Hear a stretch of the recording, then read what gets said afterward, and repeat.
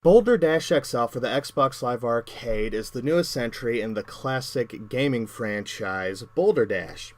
In this game, you take control of one of two robots, Rockford or Crystal, and you navigate huge playfields mining for diamonds.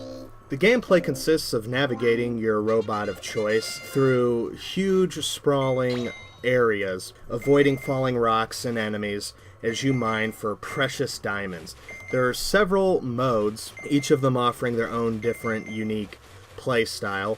I personally enjoyed the arcade mode, which you have a time limit, get as many diamonds as you can, unlock the door, and progress through the levels. It looks like there's 100 levels. I haven't been through all of them yet, but I've been working my way through.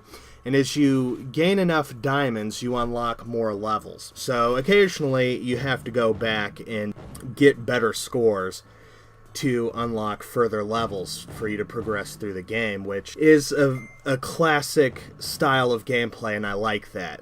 You don't see a lot of games these days where there's an emphasis on score and timing and replaying the game until you do better at it. So there's definitely a good old-school traditional challenge involved, which is something I really appreciated.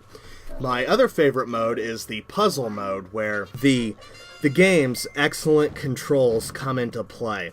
Sometimes you have to time your movements perfectly. There's some puzzles which they look simple, but being able to get your robot to do exactly what you want when you want it to do it is a matter of skill and timing, and the excellent controls are spot on. I personally found that using the analog stick offered more accurate control than the Xbox 360's D-pad. So keep that in mind. If you're having trouble executing some super fast, super specific moves, give the analog stick a shot if you're a D-pad person. Another mode that I personally liked spending time with was the retro mode.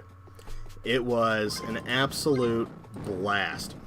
It uses traditional, old-school, 80s-styled visuals, updated, of course, for the Xbox 360, but it offers much, much more challenge. It was significantly more challenging than the other modes in the game. In this mode, if a diamond falls on you, it will crush your poor little Rockford, the robot.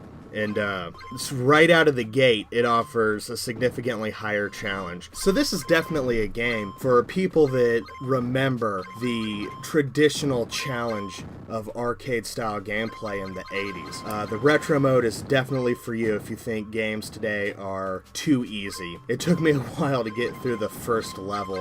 Eventually I got the hang of it and made plenty of progress into the retro mode, but it's definitely a whole different ball game from the other modes within this title. So once you've played through a lot of, the arcade mode and the time attack modes, and you're looking for a bigger challenge, look to the retro mode. It's a little bit different style of objective, but the challenge is noticeably increased. It's not crushingly difficult or anything, but it is more of a challenge than the rest of the game. So if you're a fan of traditional arcade-style gameplay, or if you happen to be a fan of something like the old single-player Bomberman games, this is definitely a game for you. I had a lot of fun playing this. Like I said, when I wanted to record 30 minutes, a little bit of each mode, I ended up playing for about 2.5 hours, because I just got totally sucked in to progressing through the arcade mode. I had an absolute blast playing this game, and I recommend it to anyone with an Xbox 360.